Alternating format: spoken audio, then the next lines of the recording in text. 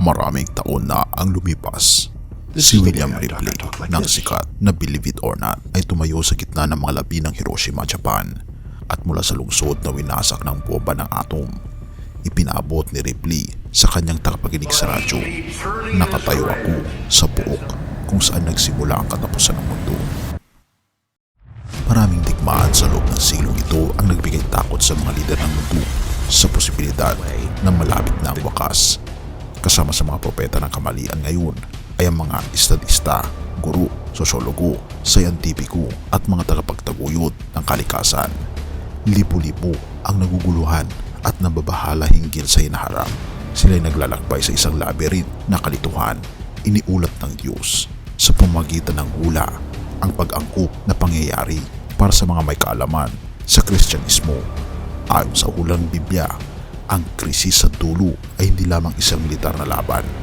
Ito ang muling laban na matagal ng alitan sa pagitan ng ating Panginoong Kristo at ni Satanas, na kung ating mapapansin, ito ang tinatawag na Armageddon na may kinalaman sa huling pitong salot na darating sa ating mundo. Atin itong pag-usapan, mga kaibigan.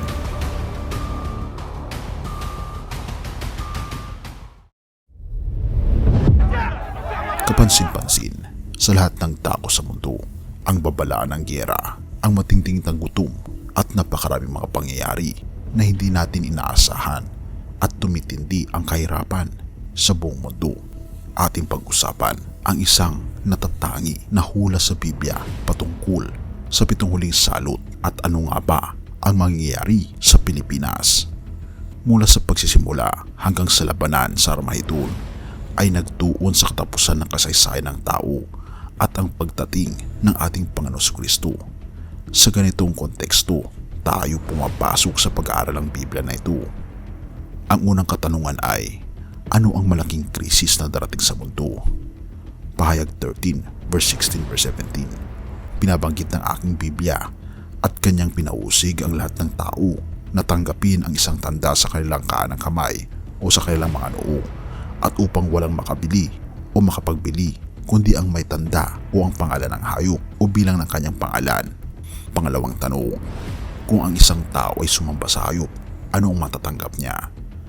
Binabanggit ng Biblia, kung ang sinuman ay sumamba sa hayop at sa kanyang larawan, siya rin ay iinom ng alak ng galit ng Diyos na ilalagak ng buo sa saro ng kanyang puot.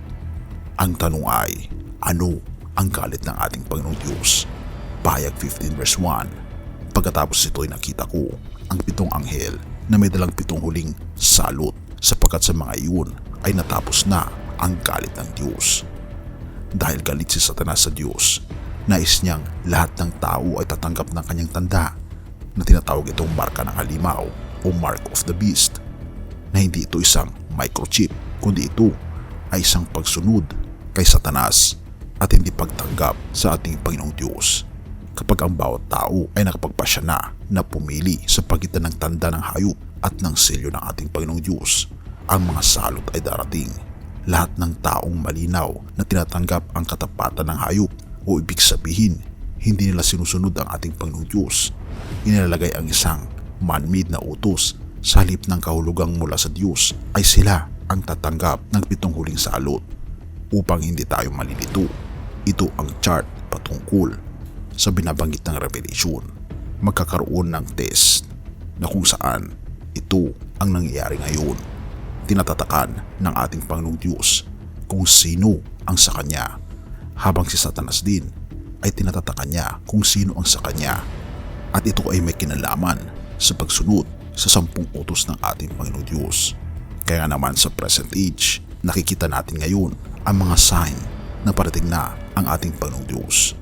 At pagkatapos nito, ang lahat ng tao ay makakapagdesisyon kung sila ba ay susunod sa ating Panginoong Diyos o susunod sa kagustuhan ng tao. Pagkatapos nito, darating ang pitong huling salot. Ang mga anak ng ating Panginoong Diyos ay mapoprotektahan dahil sa kanyang selyo, habang ang mga tao na hindi tumanggap sa kanya at namarkahan ng halimaw ay sila ang mapaparusahan at makakadama ng pitong huling salot.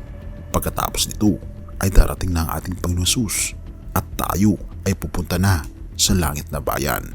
Ito ang ilan sa mga salot na binabanggit sa Revelation 16 verse 2 to 15. Ngunit ating sisimulan sa verse 1. At narinig ko ang isang malakas na tinig na mula sa santuaryo na nagsasabi sa 7 anghel, humayo kayo at ibuhos ninyo ang 7 mangkok ng kagalitan ng Diyos sa lupa.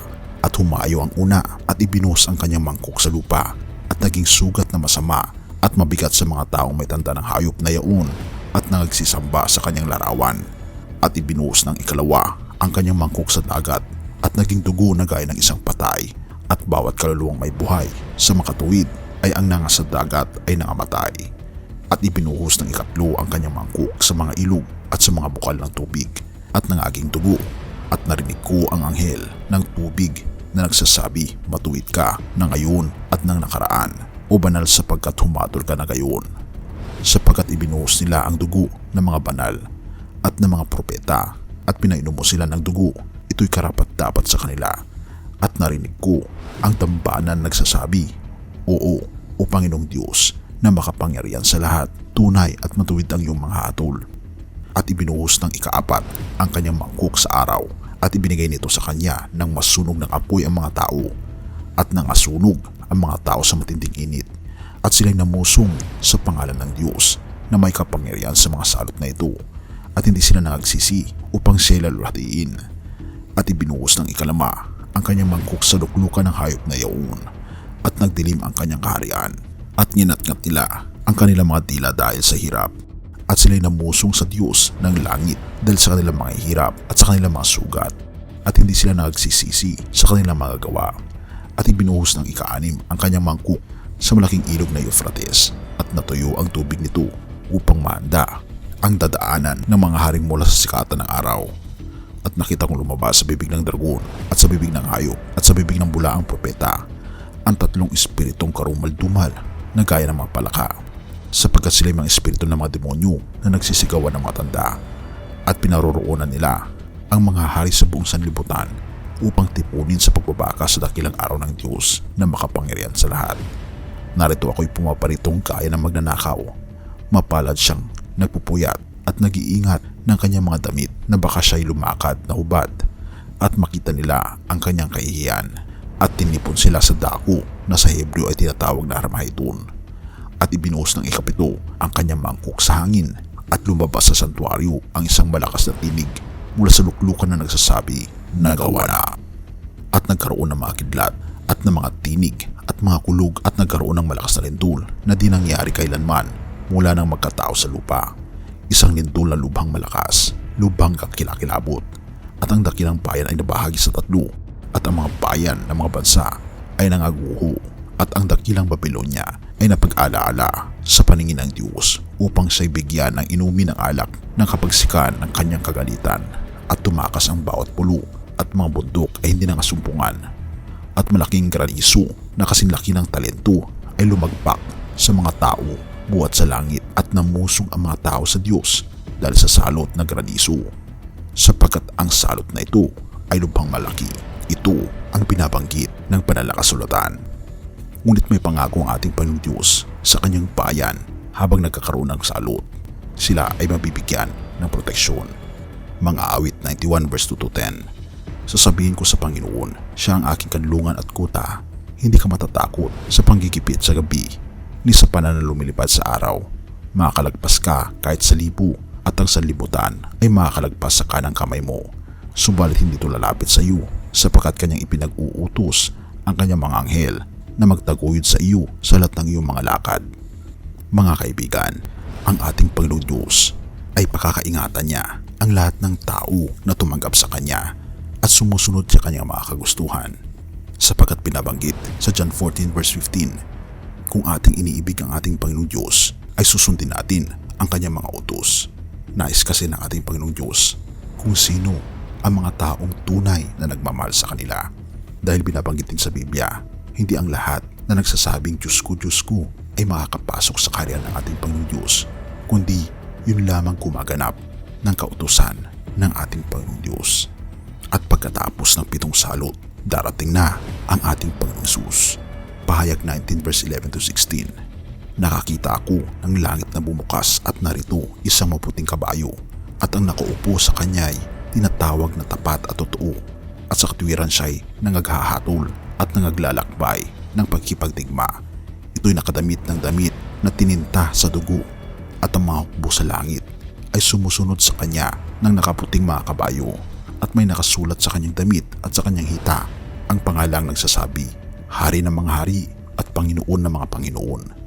Sa mga huling sandali ng panahon, si Jesus ay babalik bilang hari ng mga hari at Panginoon ng mga Panginoon upang tuluyang sirain si Satanas at ang kanyang gawain. Ang mga tagasunod ni Kristo ay nagtatagumpay. Ang katwiran ay nagwawagi. Kaibigan, ang resulta ng laban ay tiyak. Ano man ang mangyari sa inaharap, ang ating Panginoon Jesus at ang kanyang bayan ay magtatagumpay. Kung hindi mo naisipang ilagak ang iyong tiwala sa ating Panginoon Jesus sa pamamagitan ng pag-imbita sa Kanya sa iyong buhay, bakit hindi mo ito gawin ngayon bago pa maging huli ang lahat? Ang tanong ay, tinatanggap mo ba ang ating Panginoon Kristo bilang iyong tagapagligtas?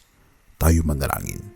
Ama naming banal, mga Panginoon naming Diyos, kami po'y lubos na nagpapasalamat sa inyo pong pagmamahal sa amin.